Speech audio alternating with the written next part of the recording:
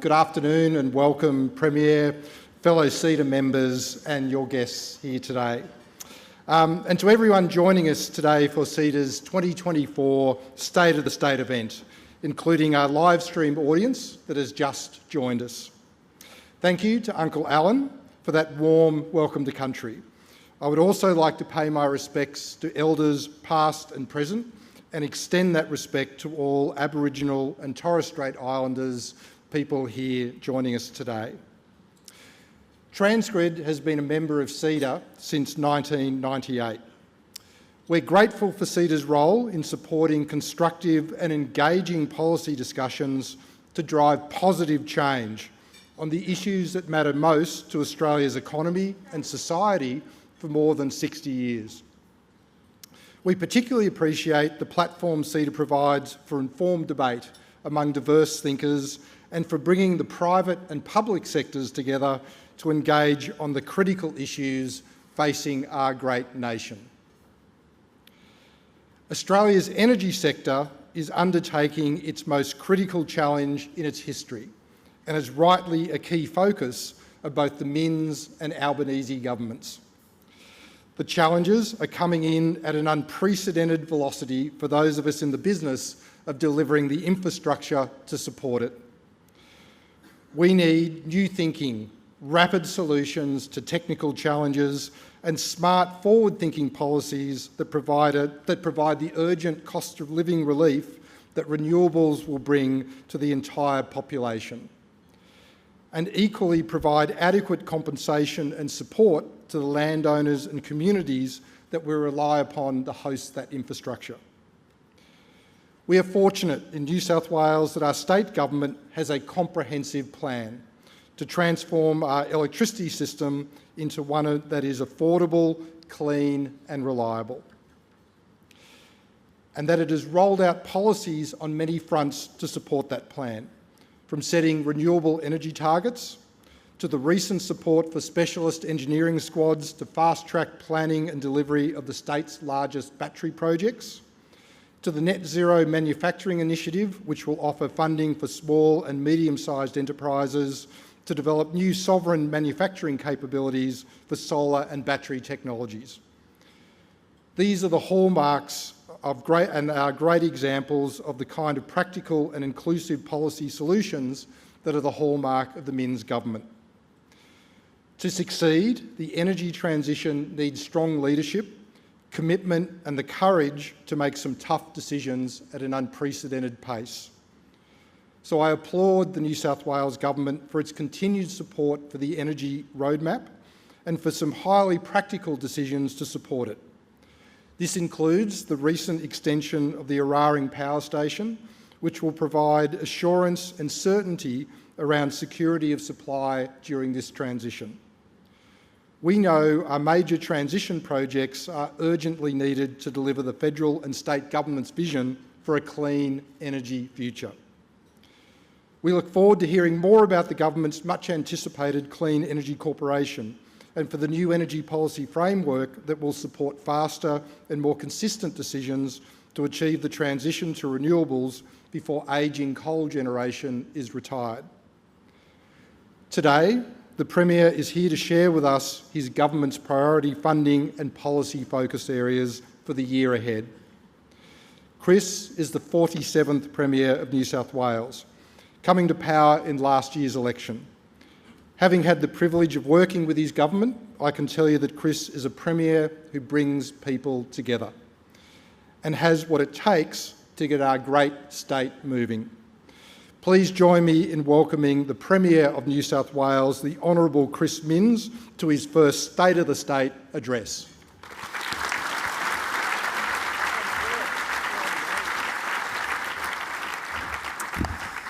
Thanks, Brett. Really appreciate that warm introduction. Thank you, CEDA, for having me today. And I hope everybody's enjoying Sydney in the middle of Vivid. It's a beautiful and spectacular time to enjoy the city. I'm actually going to Melbourne this weekend and getting out of Sydney while the tourists flock in, and it brought me immense joy when I mentioned that to Peter on my table, and he said, "Why would you go to Melbourne for?" Which is exactly what you want to hear when you're the Premier of New South Wales. It's a great privilege to be here on the land of the Gadigal people, and I want to acknowledge their traditional owners and pay my respects to their elders past, present and emerging. Thanks, Mel, for hosting today's event, Brett for offering that wonderful introduction, Nell, who's going to do questions in a bit, and Peter for his closing remarks. Finally, can I thank everyone at CEDA for inviting me to give this State of the State address, and to everybody that's on the live stream. Not sure why anyone would be on the live stream, but I'm sure it's got a big number that are enjoying this virtually. Thanks for logging on. CEDA's always prided itself on tackling the biggest challenges facing the country. And as I see it today, no challenge is bigger than the housing crisis facing New South Wales. Housing touches every major area of public policy in the state. We're talking about a single problem that also undermines social mobility, makes people work longer and harder for less reward, creates divides between generations, in some instances drives a physical wedge between families, and that undermines an entire generation's entry into professional and personal horizons as they reach adulthood and look to their future. A few years ago, a group of economists and planners from the UK published a paper on the topic, and they called it the housing theory of everything. The argument was that if you look at any major social problem in the developed world right now, it was either created by the housing crisis or deepened by the housing crisis. Consider the problem of inequality between generations, but also within generations. In New South Wales, in the year 2000, a median home in Sydney sold for 6 to 7 times a mid-career teacher's salary, and that's according to the Grattan Institute. In 2022, it costs 14 times the same salary. So relative to real wages, the price of new homes has doubled in a very short space of time. Of course, that's going to strain the social fabric of a community. You can't double or expect to double the most expensive cost of life and expect young people to feel like they have a future in a place like Sydney. The same is true within generations. Growing up, young Australians were told that if they studied hard, if they did the right thing, if they got a good job, it didn't matter what their parents did for a living, they'd be okay. But if they're standing at an auction site and more often than not scoping out the competition of potential bidders, it really does matter who is getting help with their deposit and who is going it alone. So housing is a major driver of inequality. I remember when I was young, the big question asked amongst my generation was, would I ever be able to afford to buy a place in Sydney? The big question asked by young people today is, will I even be able to rent a place? It's also a considerable burden on productivity. When housing costs rise, like they have in recent decades, it pushes people further and further away from centres of work. That means more time spent commuting and travelling. It means less opportunity to connect with people in business hubs or business circles, where recent statistics demonstrate innovation and connection is likely to establish itself and occur.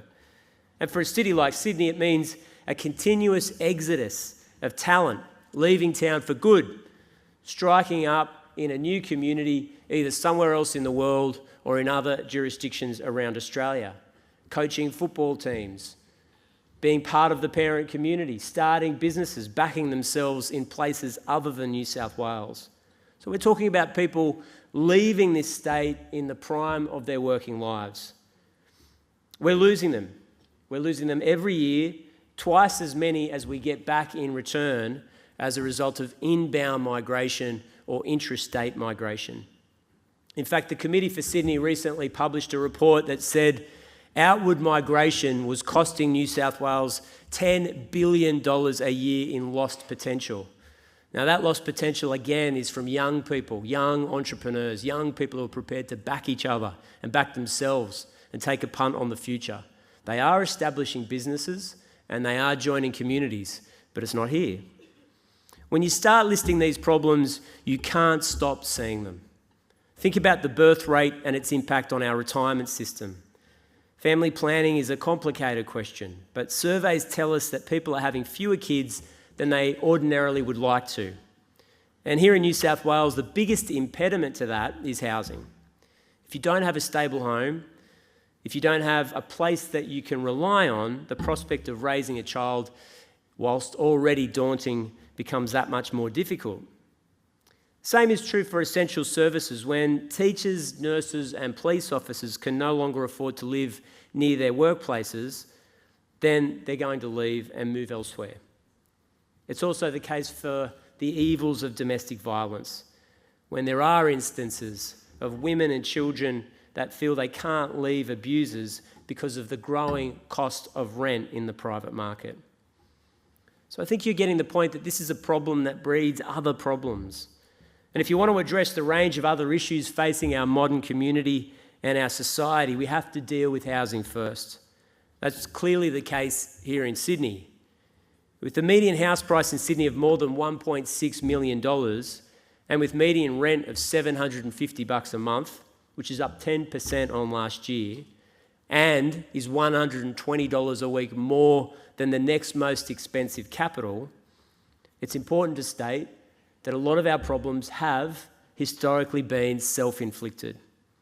Consider this. Since 1992, New South Wales has built 6 dwellings per 1,000 people every 12 months. In contrast, Victoria has built 8 per 1,000 people, and Queensland comes in first per capita on the eastern seaboard with 9 dwellings per 1,000 people every 12 months. And they've maintained that difference for decades now. That shows us that we've got a planning system that isn't keeping pace with the problems that we have. It's a system that holds back businesses, that adds extra costs to projects.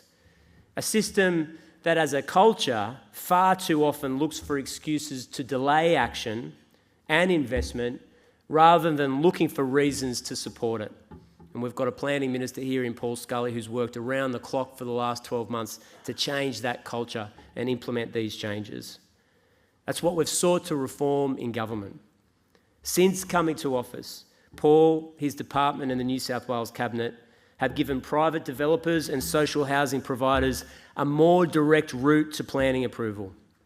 We've given them greater height and floor space allowances when they want to build apartment blocks. We've incentivised the inclusion of affordable housing in developer plans. And in December last year, Paul announced the biggest single rezoning in modern Australian history of any jurisdiction in the country. Now that's the crux of our plan, to build hundreds of thousands of well-located homes, close to infrastructure and transport links, next to amenities, and crucially, next to jobs. Firstly, with our transport-oriented developments. That's allowed significant new housing around 40 train stations. Secondly, with our changes to low and mid-rise housing, which allows more townhouses, more terraces, more low-rise apartments, more manor houses. Now, these are big changes, and if you've read the paper, you would have seen they've been fiercely resisted. But the economic rationale is a really simple one. If you want to keep this city livable, then the supply of housing must keep up with demand. The evidence is very clear. We know that the extra supply can make a difference because we've seen what's happened across the ditch in New Zealand, particularly in Auckland over the last 10 years. I'd ask you all to consider this as a case study. Prior to that, Auckland was the most expensive city for renters in the entire country. 8 years ago, they changed their zoning rules to allow more medium density housing across the city. That doubled the level of construction in the city. Success begets success once you get the big wheel turning when it comes to construction. Now with the greater housing supply, a recent study indicates that rents are anywhere between 14 and 35% lower than they would ordinarily have been. As a natural experiment, Auckland is now a cheaper city to rent in than Wellington. What Auckland tells us is that better outcomes are possible. That's what our housing plan seeks to do, to put us on a different path in New South Wales, with more affordable housing built around quality infrastructure and world-class transport. So today we're announcing more support to councils who deliver that housing and that infrastructure. That's more money to establish the kind of communities that families want to live in. We're acutely aware that communities are concerned about the feel, the nature, the quality of the places that they live. And we want to make sure that infrastructure is available for councils to keep pace with housing. That's more money to prop up the housing that we desperately need in the state. Since the beginning, I've been very clear that delivering on our housing goals will be an enormous task. That's across all levels of government. And we've been given some very ambitious numbers. To put it in perspective, meeting our share of the national targets would mean building more homes than we've ever built in a year, every year, for 5 years. Now, most people would accept that that's going to be tough, and some of our critics have said it's going to be impossible. But we need to have an ambition to shoot for. We need to be held to a higher standard. Because the closer we get to those targets, the more houses that we actually build, the more lives will change. The more young people will get a roof over their heads, the more people will call Sydney and New South Wales their home. So that's why we're here this afternoon. We're announcing these additional incentives for councils who build these houses and meet performance targets. That means that parts of Sydney which drive more development will receive more funding, and that's for infrastructure in their local area. In other words, meeting and beating the housing target will automatically translate to greater funding from the New South Wales government. Now, in fairness to councils, there are many out there that want to embrace this challenge and have been very clear with me and my colleagues about that. They'd like to welcome more families, more businesses, more economic opportunity. And under this policy, they'll share in an extra $200 million to fund the green space, the footpaths, the new parks, local street upgrades, and wonderful high streets. Now that comes on top of the $520 million that we're already spending on infrastructure in those priority train precincts in the Todd development centres. More than $500 million to connect to water, to build new roads, to look at parks and amenities around Homebush and Hornsby and Bankstown and Kellyville, the Bays, Rozelle, and many others. In addition to those two initiatives, we also announced $1 billion in reform for developer contributions last year. We're making sure that when developers benefit from new housing, they're financially contributing to the infrastructure needed to facilitate it. That's not just about building new homes, it's also about developing beautiful communities. In the past, one of the reasons why housing targets have failed is that we've placed an enormous burden on Western Sydney, and by any objective measure, we have not provided the infrastructure to cope with that increase in housing.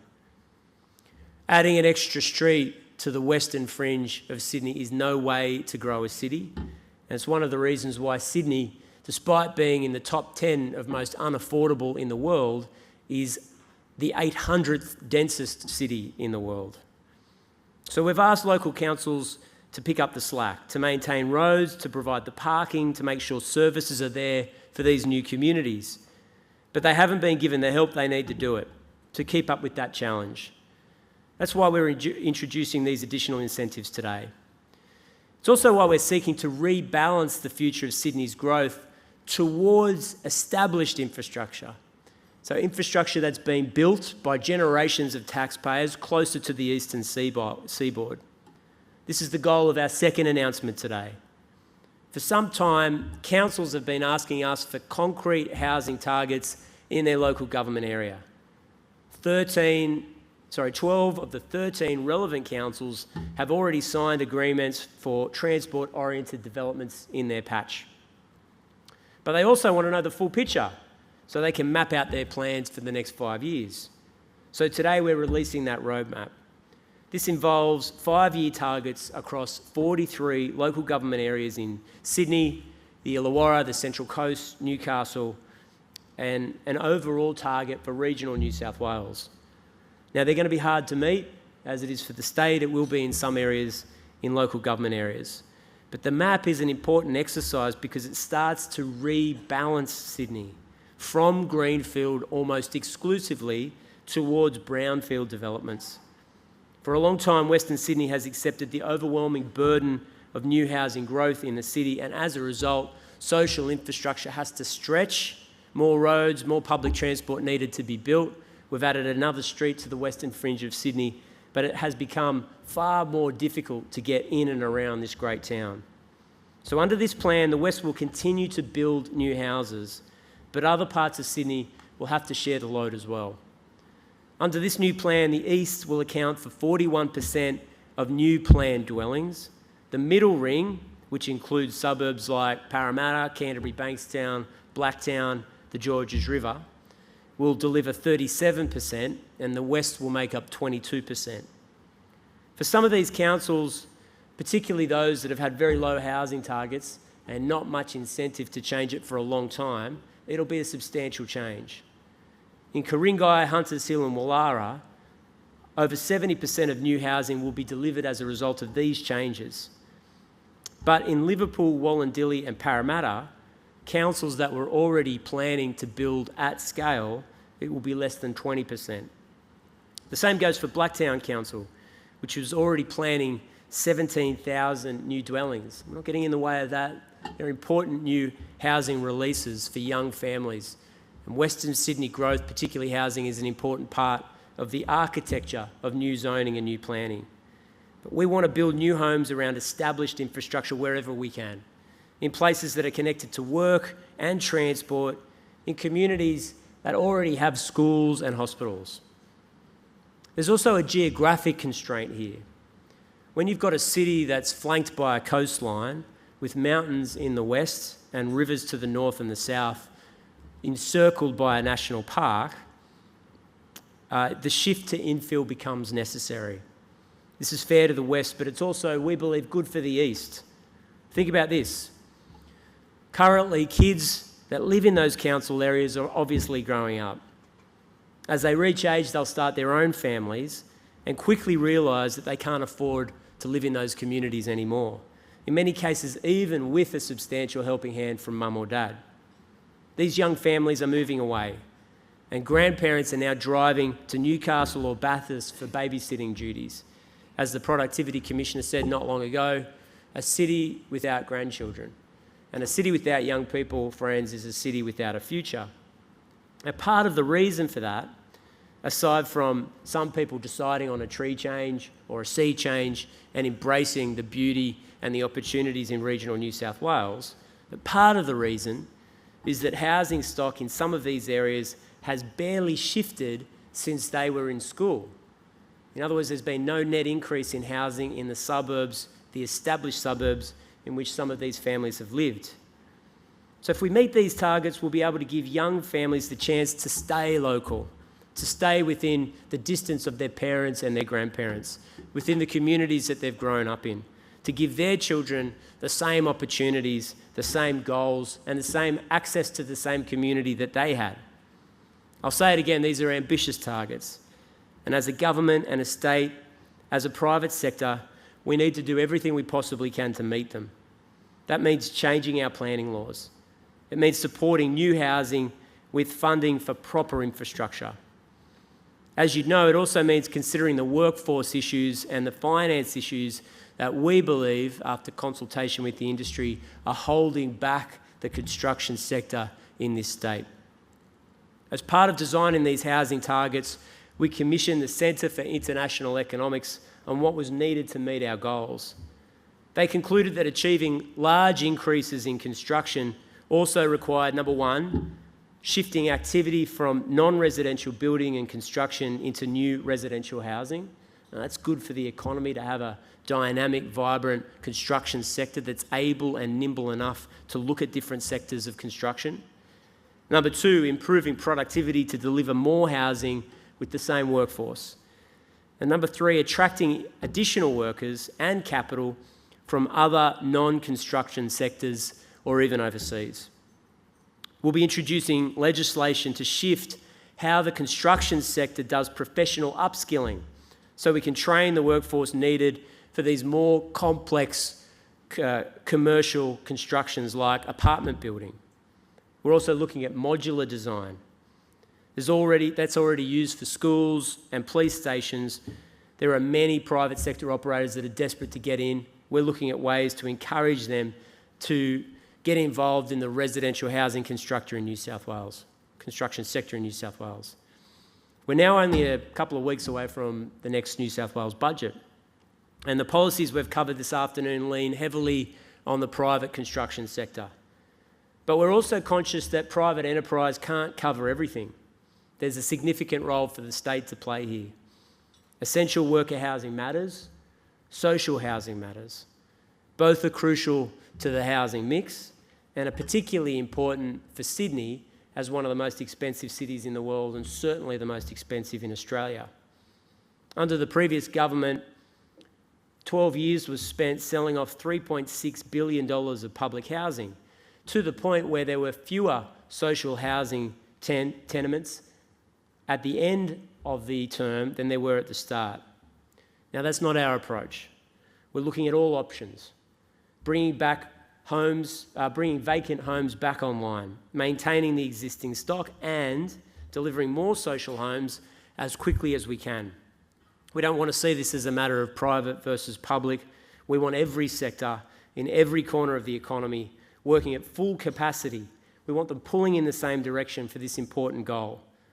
Friends, this is a problem that's large, and there's many different traps that we can fall into. And I'm aware that previous premiers and maybe even previous planning ministers may well have come to this CEDA lunch and talked in an optimistic way about housing targets previously.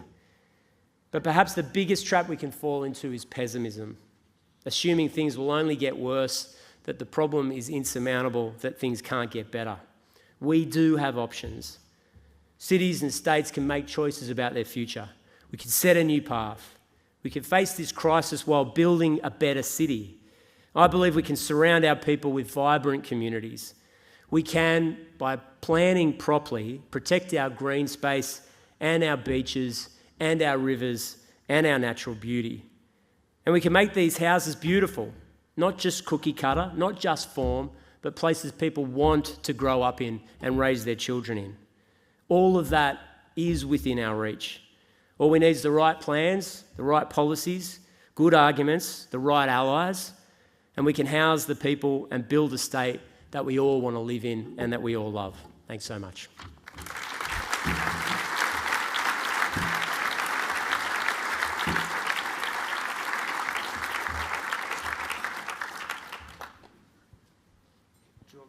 Yeah.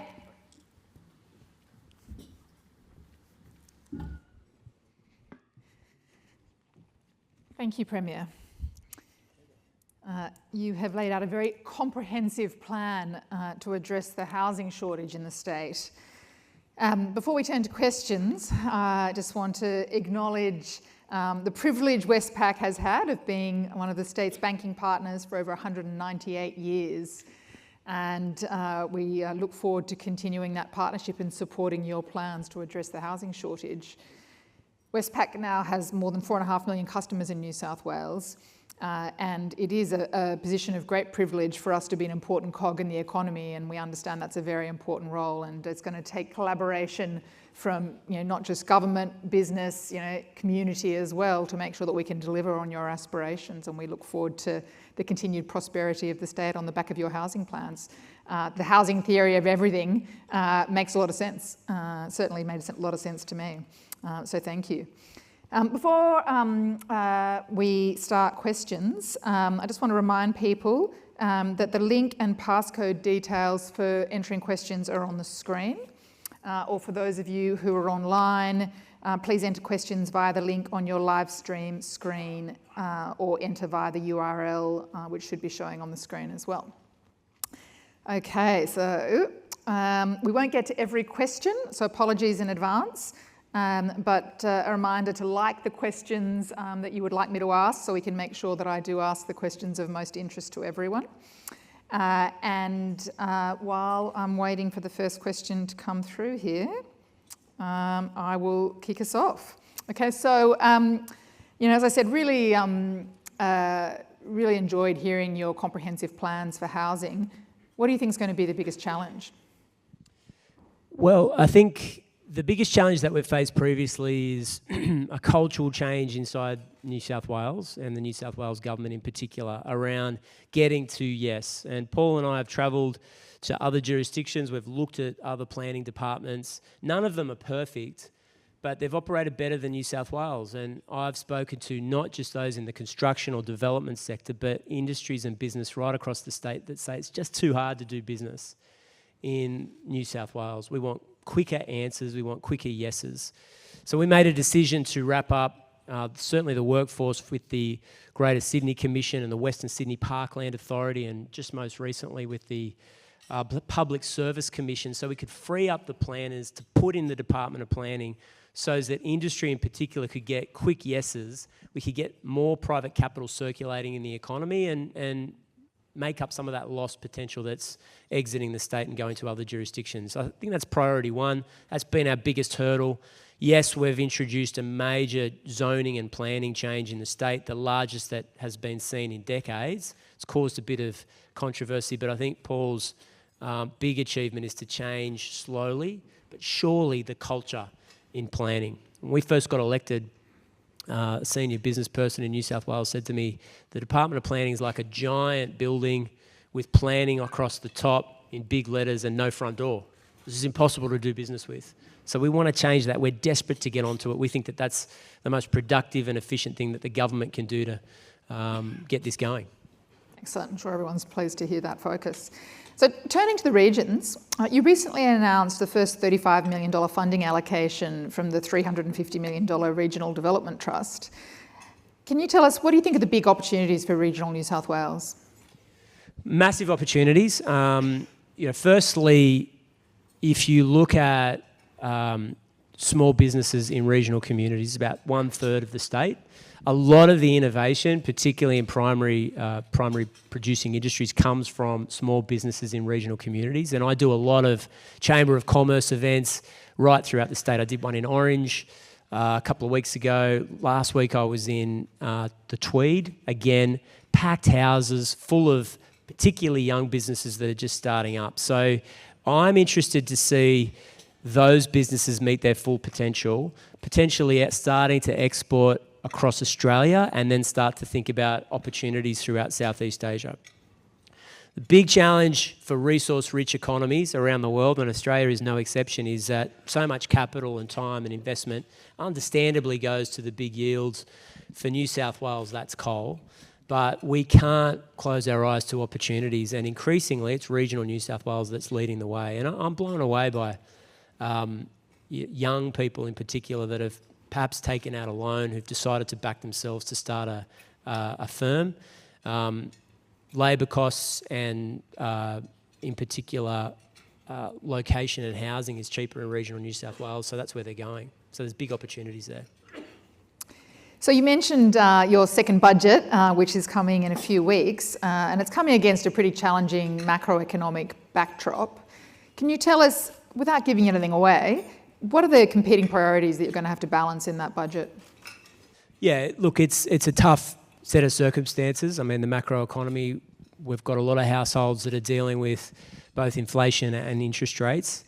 If I could refer back to the speech, the median house price in Sydney is between $1.6 and $1.7 million. The median house price in Melbourne is about $1 million.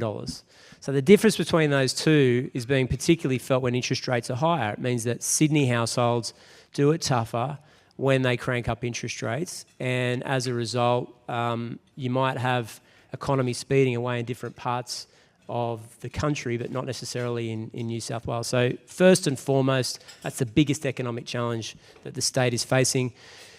While obviously the Commonwealth Government is responsible for ensuring that the balance is right when it comes to helping families and not adding to growth and therefore putting the pressure on the Reserve Bank for interest rates. We think subnational governments have a responsibility there too. And so that's number one. Number two is debt. It's not a popular thing for me to raise. It's particularly unpopular in my party room and in my caucus, but the state has $180 billion worth of debt. Now, a lot of that was racked up for reasonable reasons during the COVID emergency, where the state for the first time was stepping in to protect jobs and small businesses.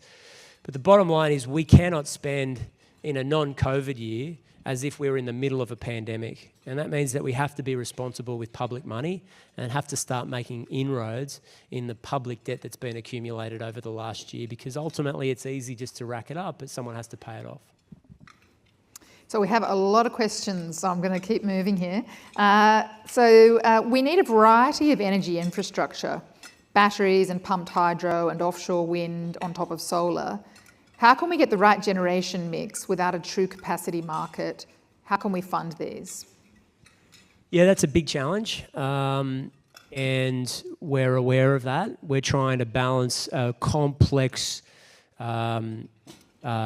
legislative and regulatory environment with the state and the Commonwealth having a role to play, as well as private and public players in the marketplace as well.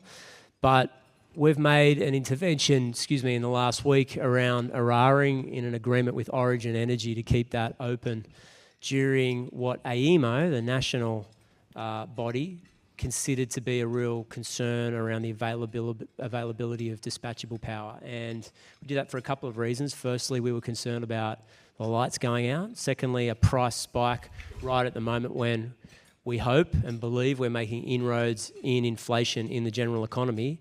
And lastly, we believe in the renewable energy future of New South Wales. We're investing heavily in it. Our renewable energy zones, which were started by the previous government, are massive. It will make a major difference. But it does require the public coming on the journey with us, because this transition is the largest change in our energy mix in the shortest period of time in the state's entire history. So we've got a very narrow path to walk in order to get this right. And we made a judgment that if the lights go out because the Eraring comes offline earlier than everybody expected, as AEMO had warned, then we would undermine public confidence for that massive transition. And so we had to make a difficult decision, but I believe it's the right one for the state, and it doesn't put in any way in danger the ultimate ambition of New South Wales to move to that renewable energy future. We just want to do it in a responsible way. Yeah, it's an enormous challenge. Back to housing. What are the repercussions for councils who don't meet their housing targets? So the government made a decision to pursue some different kinds of housing and planning reforms that we called transport-oriented developments. We nominated 14 sites, Paul, is that right? For high-rise? 31 across the city and 8 for high-rise. And we went to the councils who understandably said to us, we don't want you to put high-rise in our community. Now, over that period, from the announcement of that change in policy in December to where we are today, we sat down and started negotiating with councils. From our perspective, we're agnostic about how and where the building takes place. The two things that we're focusing on is new supply, and secondly is time. We can't wait 5, 6 years. We can't wait 7, 8, 9, 10 years. We have to act now. So we worked with 12 of the 13 councils that were subject to these changes that the state government was imposing on them. And they said to us, if you don't impose it on us, we'll give you the same or more housing than what you proposed, but we'll do it in our own way. Now the government went, that's fine. We've got no interest in trying to nitpick different councils or where we believe high-rise, greater density should take place. So 12 of the 13 we've struck agreements with. The last outlying council is Ku-ring-gai. We tried to work with Ku-ring-gai. We tried to get an agreement. We're not trying to hold the gun to anybody's heads, but for too long, state and local governments have said, we'd love to do something about housing, but unfortunately not here. And our simple proposal is that everybody needs to take a little bit so that we can give the next generation a go. Sounds fair. What is being done to overhaul infrastructure delivery, particularly water and sewer? Rezoning is well and good, but it can take up to 10 years from rezoning of even state-led precincts to be serviced. Yeah, that's a fair point. We've got some changes that we're pursuing in relation to that. I mean, the Department of Planning often gets a bad rap in terms of the delay or the time it requires for a development application to go from concept to completion. But in all fairness, there's a whole bunch of other government agencies, corporations, and sometimes private partners that are responsible for feeding into that. It might be Sydney Water, it might be Rural Fire Service looking at the potential for emergency evacuations. It could be it's on flood-prone land and we need to do an evaluation on it. Look, to cut a long story short, we know that across government this needs to take place. The Minister for Planning is about to begin chairing a subcommittee of Cabinet to just drive through these problems, look for commonalities and ensure that there's agreed facts so that the piece of paper that requires certification or a tick-off from New South Wales Government doesn't just keep falling to the bottom of the pile, and as a result we miss out on housing opportunities. We know we're on the hook for this. We're asking councils to do their bit. We're asking the construction sector to step in. We want more development in New South Wales, and we know that the crucial part of the New South Wales Government's responsibility is to get the bureaucracy changed so that we can get quicker yeses. So following on from that, question's just changing here.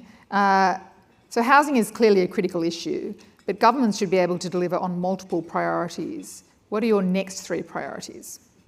Right. Well, CEDA just said focus on one. I mean, I'm not look, obviously the budget's a massive one. We have got a huge infrastructure program that we're rolling out, particularly Metro West and Metro Southwest. They're very complex projects. They've got a massive capital spend, but we do believe they'll transform Sydney. So that's a big priority for us. And so housing, the transport spend, if I can nominate one, and there's many areas of government that are important for the state, but public education is still crucial. It is the key factor, in my estimation, as to why in Australia, it doesn't matter what your parents did for a living, there's no barrier or roof to your opportunities. And unfortunately, there's no website or app or computer or phone that can replace a teacher. We need teachers at the front of classrooms inspiring young people to be their best selves. And that investment, which is seeing the New South Wales Government look at teachers and move their salaries from the worst in the country to the best in the country, we regard as not a spend but an investment, and it'll have a massive payout in the years ahead. The good news is we're starting to see an uptick in the number of school leavers that are choosing to study education at university. And for the first time in a long time, we can compete with the graduates to join the public education system, because the privates, and no flies on them, they're more than entitled to go and get the best and the brightest, but we're able to get in and amongst those graduates and say, consider a career in the New South Wales public education system. And there's not many jobs, including mine, where you'll have people 20, 30 years after you've had contact with them who'll be able to say, you changed my life. Yeah, that's absolutely true. And so New South Wales also has a homelessness crisis. When will that crisis be solved? It's very, very hard, very difficult. But without speculating on the budget, I'll probably wait for the budget to come down and speak more about that. All right, so Team New South Wales asks how to keep youth in the state, not just Sydney. We won't resolve Sydney problems via Sydney alone. What do you see for the Hunter in resolving complex issues like housing at scale? Well, the good news is that we've been working really closely with the Hunter councils, and more so than any region, I think, in the country, they're focused on the future. You speak to business and industry leaders, you go and speak to the Chancellor, the Vice-Chancellor of the university, the Mayor, and they'll all tell you, we've got a major challenge ahead of us, and here is our plan to transform our economy. And the reason for that, and I know that Stephen Galley's here in the Minerals Council, coal is New South Wales' biggest export. I think we sold between $40 and $50 billion of it last year. And that's good, that's important for the economy, that's important for those regions. But the people we're selling that coal to have all publicly stated that they're getting out of that industry. Now, they'll do it in different ways and they'll do it on a different time schedule. But that's a big challenge for the New South Wales economy. Our single biggest export is under real challenge in the years ahead. We have to fill that space, that $50 billion annual export, with something else. Some of it will be critical minerals. Some of it will be an investment in R&D. A lot of it will be young people that are thinking of products and services that haven't been invented yet, but we have to start turning our mind to it. And I just say that the regions, particularly the Hunter, is perfectly placed for that because, in my estimation, they're the people that are thinking about it the most. The reason for that, I don't know if there's people from the Hunter here, but the reason... Hi, guys. I set them up earlier. I knew that they were there. The reason for that, I think, is the steelworks shutting down in the 90s. A huge shock, almost coming overnight, a massive transition to the economy, and all of a sudden, in the back of everybody in Newcastle's minds, particularly the Chamber, is we have to be thinking about the future and we can't rest on our laurels. So what's coming next? So every time I go to the Hunter, I get, in a good way, absolutely pummeled and hassled about why aren't we investing in this? What's the future over here? What are you doing with the university? Completely natural and very important. So I think there's a massive future there and it'll be led by civic and business leaders in that part of the world. So a bit of a left field one for you here. Thoughts on building a bullet speed train to help the housing crisis? We're not going to do that. If we're in real trouble, then you'll see a media release from me announcing a bullet train. All right. So the cost of housing relative to wages is now double since 2000, as you told us. Approximately 33% of the cost of new housing is attributable to government taxes and charges. What are you doing to bring those down? Yeah, I mean, I think that's obviously a criticism. I've seen some in the housing sector not unreasonably say that if you get rid of developer contributions, then we can build, I think the number that they nominated in a 24-month period was 120,000 houses, which is a really big number. Unfortunately, I can't not worry about roads and footpaths and hospitals and schools. And ultimately, that burden of that infrastructure would just be shared by taxpayers, or we'd put it on the debt. The cost of debt is increasing. To put it in perspective, we spend more on interest on our debt than we do on the police force each year. So we've got to get the balance right. And we are not trying to put extra disincentives to the construction sector, but we need a co-contribution to put in really basic enabling infrastructure, particularly for growing communities. And you'll see often when I do a forum like this, the first question is, well, you need to get water up and running and you need to get roads up and running. And then the second question is, but we don't want to pay for it. And we've got to get the right inflection point so that we're getting a little bit without curbing supply or demand in those industries, but ensuring that these suburbs are livable in the future. So what is the government's focus on ensuring that the infrastructure deficit in regional communities is addressed? The announcements sound more focused on the Greater Sydney area.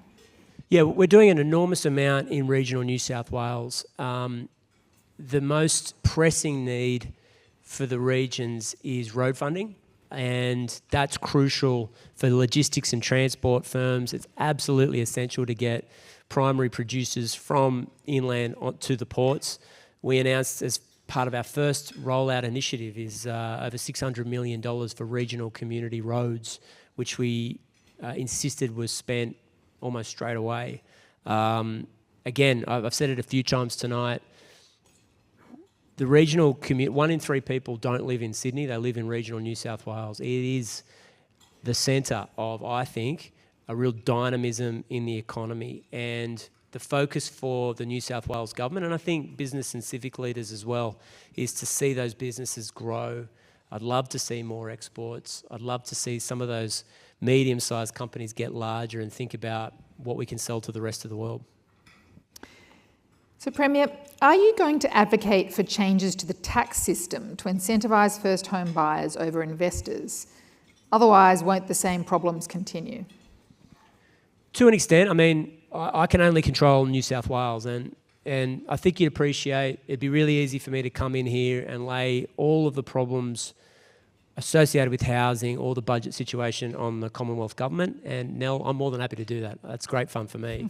But at the end of the day, we've got to show a pathway through. One area that we've been particularly aggrieved by, and we think we've got a really solid case on, is the GST distribution. And the reason for that is we've gone from over 30% of the GST share to under 30%. I forget the number, I think it's about 27%. But we have 31, 32% of the country's population. We have 37% of inbound migration. And it's a hedge for the rest of the country because Western Australia in particular gets an enormous amount of money as a result of the new GST deal, which is bipartisan support at the federal level. But in reality, Western Australia is on track to becoming one of the richest governments in the world, on par with a petro state like Saudi Arabia. And we've got to think about what the impact for the New South Wales economy is for Australia, because we are the centre of financial services, increasingly the centre of IT, exports and services around the rest of the world. And if the price of natural commodities begins to dip or slow down, the country should have a hedge with other industries that are ready to fill the void and jump in. And Sydney and New South Wales is a great place for that to happen, but we need help from the Commonwealth. We need the deeper pockets of that GST distribution, A, to keep pace, and B, to see our economy grow and make sure it meets its full potential. We think that's good for New South Wales, but we also think it's important for the country. Well, staying on the theme of tax, one of the problems with the lack of housing supply is stamp duty, as it causes people to hold on to their homes. How do you incentivise people like downsizers to sell their home and increase supply? Yeah, it's a complicated one because the entry point of new housing's a difficult one. We don't have an easy answer for it. The reason for that is that it competes with payroll tax, but generally speaking, it's our largest source of revenue. And right now, our priority is to reduce debt in the state because we don't want to hand over, a real turkey to future generations of taxpayers in New South Wales. We want to get ourselves on a more stable financial footing for the years ahead. So here's one from Yimby. Medium and high density is of marginal viability in the West, but it could play a vital role in providing housing diversity. Construction costs are not coming down. How do we fix this? Well, yeah, I could have written that question. That's exactly the point I'm trying to make. We think that density is hugely important for a city like Sydney. As I mentioned earlier, we're about the 800th densest city in the world, and we're also one of the most expensive. Now, those two things are related to one another. It puts real pressure on the budget. You have to stretch social infrastructure, and there's no way for a city like Sydney to grow just adding another street to the Western Fringe every other week. So that's a real opportunity for us.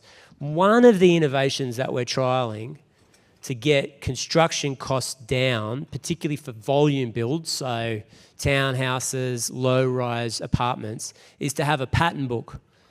So we're going to look at an international design competition to have a standard design that we hope New South Wales falls in love with. And if a builder decides to pick that design to build a townhouse, to build a terrace, to build a manor house, then they'll get fast-track approval. Now, why will that bring costs down? Well, we hope that if people are building that particular style at scale, then the cost of components comes down, supply chain constraints are eased, and it's easy to put up this important mix. Now, I don't think, if you look at Sydney's history and the way it's grown sustainably in the past, terrace houses, particularly closer to the city, were built on a similar premise. And we've looked at other jurisdictions around the world, particularly cities in Europe. We think that this is an exciting way of trying to level out construction costs while increasing volume builds across Sydney. So last question, this is all we have time for, a different topic for you. What is government doing to address gender-based violence? Well, I mean, it's a horrifying scourge. I need to report to everybody here that the incidence of domestic and family violence in New South Wales is increasing. The national average is about 3%. Victoria, it's about 2.6%. In New South Wales, it's over 3.3%. Now, I hate to think about this in numbers. This is real lives. These are real families that are being destroyed as a result of domestic and family violence. I just speak in those terms so everybody understands that the government doesn't believe that we're winning.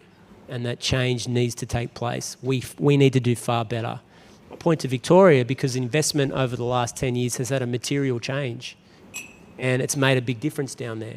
So we've undertaken a series of changes in the last few weeks. We've introduced legislation to reverse the presumption of bail for those that are charged with serious domestic and family violence offences. We've also put aside $250 million of new money, particularly focused on early intervention programs, as well as funding women's refuges. And the last part of this jigsaw puzzle, if you look at places around the world and Australia that have actually made a big impact with reducing the prevalence and number of domestic violence in the community, is housing. I hate to sort of end where I started, but probably the biggest intervention the government has made to allow women in particular to get out of a dangerous and unsafe situation was the Whitlam government's decision to introduce the single family pension. And housing is the big challenge for us. We've got thousands of families that are unable to leave a violent situation because they don't have access to housing, and as a result they're returning to an unsafe environment. And that's a big challenge for the New South Wales government, and one that we will look to challenge in the budget in a couple of weeks. Look forward to that. Thank you. Thank you, Premier, for sharing your insights. This State of the State address is obviously a prelude to the State versus State game next week. So we wanted to present you with a jersey and say, go the Blues next week. Thank you.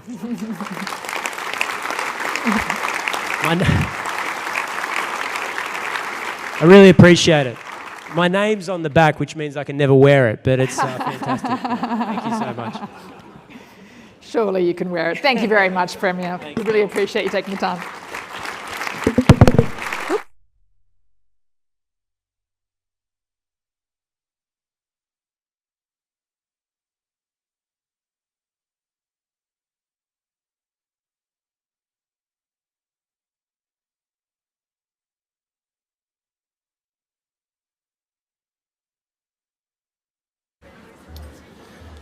So I get the job to bring it home. Thank you, Premier, for such an insightful overview of the recent successes, challenges, inspirational plans that your government has for New South Wales. And thank you, Nell, for drawing out some of the great points through your excellent moderation skills. It's a privilege for me today to conduct a vote of thanks at this CEDA State of State. CEDA is an important independent think tank.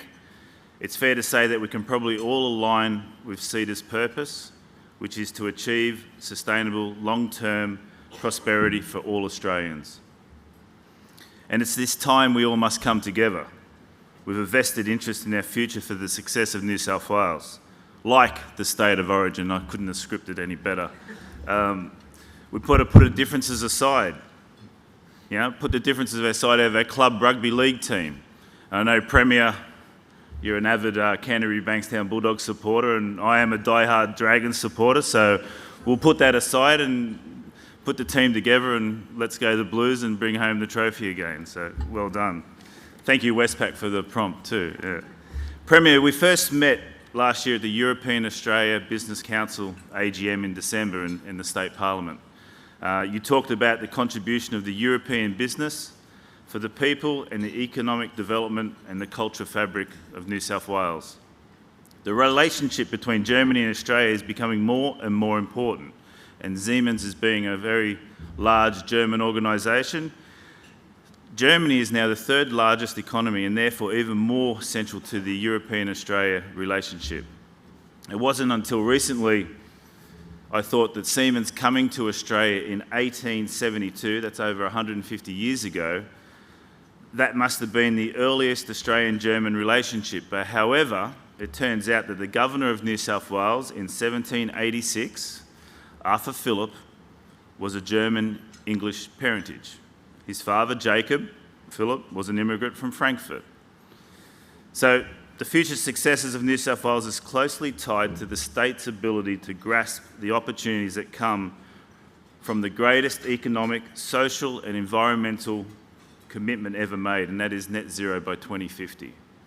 As we of one of the largest tech companies in the world, Siemens, we believe that technology will continue to be at the heart of New South Wales and Australia's success, including achieving the many ambitious goals that you have outlined here today. The entire energy transition is about achieving net zero by 2050, and the many targets in between. I know New South Wales has a commitment of reducing greenhouse gases by 50% by 2030, a challenging target, but aspirational to say the least. For Australia to achieve the net zero 2050, it'll mean we have to address the 1% of global emissions that we are responsible, hence the banner up there on the side. The global emissions is a complex topic, and we believe at Siemens that Australia can do much more than the 1% that it signed up for. And we believe that digitalisation and technology will help drive those outcomes. We're starting to see some great examples in New South Wales. Digitalisation accelerates innovation addressing Scope 3 emissions, which by next year we're all going to start to mandate that. New South Wales is home of the fastest and most efficient port terminal in Australia, that is of Patrick Terminal. Designed with digital twins and automated logistics, Patrick Terminal has increased the capacity of 150,000 containers to 500,000 containers a year, replaced 800 trucks with a single wagon train, and removed 450 diesel trucks from our roads every day, thus removing CO2 emissions along our entire supply chain. Technology is used in reducing the unintended consequences of tripling the nation's energy capacity. For instance, blue gas insulated switchgear. At the Premier's table today, I'm delighted to have Mark England here, the CEO of Ausgrid, who have installed the first medium voltage blue gas insulated switchgear at a substation in Miranda, which is just up the road from your electric, Premier. Traditional gas uses F-gas. 1 kilogram of gas equals 25,000 kilograms of CO2, and our blue gas solution is zero emissions. So shout out to Mark and his team for taking the initiative to install the first one here in Australia. Tackling our greatest challenge requires new levels of collaboration across business and government, which has an underlying message from the Premier today, and we must all lean in to help take this on board. At Siemens, we feel privileged to be part of the fabric of New South Wales. Our technology has played a key role in everything from the early days of the Snowy Hydro scheme, the Parkes Radio Telescope, which we had the privilege to play a pivotal role in beaming images of Apollo 11 landing back to Earth.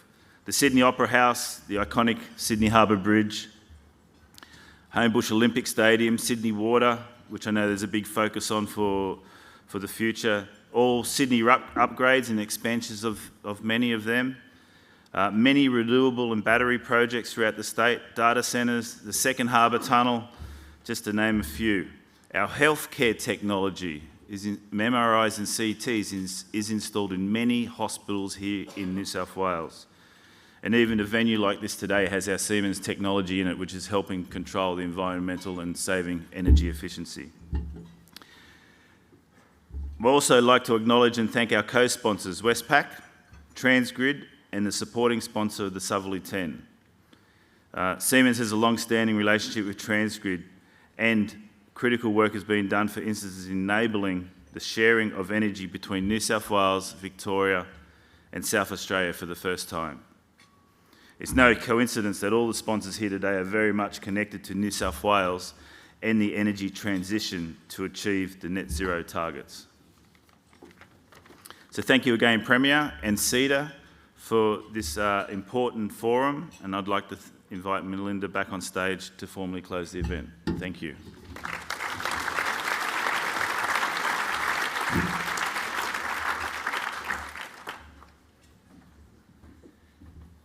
Well, Thanks to you, Peter and Siemens, and also Brett and Transgrid and Nell Westpac always for your support for the State of the State as major sponsors. My job is to do a couple of things. One, thank the Premier again. I think I heard you say that if you announce the bullet train, you're going to do that on the CEDA stage? Maybe? No. Jokes aside, we do, the Premier mentioned a couple of times the New South Wales budget. We've got the New South Wales Treasurer speaking here. If you're interested in that, please jump on to the QR code on your table and you can find out all the information there. The Premier also mentioned a couple of phrases that, I mean, we just hear all the time in the CEDA office. It's because we're a bunch of nerds, but productivity, dynamism, and most importantly, optimism about our future, and really focusing on the choices that we have as a nation and the importance of actually starting to make some of those choices rather than continuing to polish the policy problems before us. So a lot of complementarity there, and my segue from that comment is to say, if you are interested in those topics, please have a look at our State of the Nation program, because whilst productivity didn't feature much in the federal budget, because it's not always a popular term, it is front and centre for us, and it will be front and centre for the conversations that we will be having in Canberra with a view to trying to drive more opportunity and optimism around the policy front there. Thank you to everyone for being with us in the room. Thank you to those who've joined us online. Have a good rest of the afternoon, and thank you again to our sponsors. Thank you.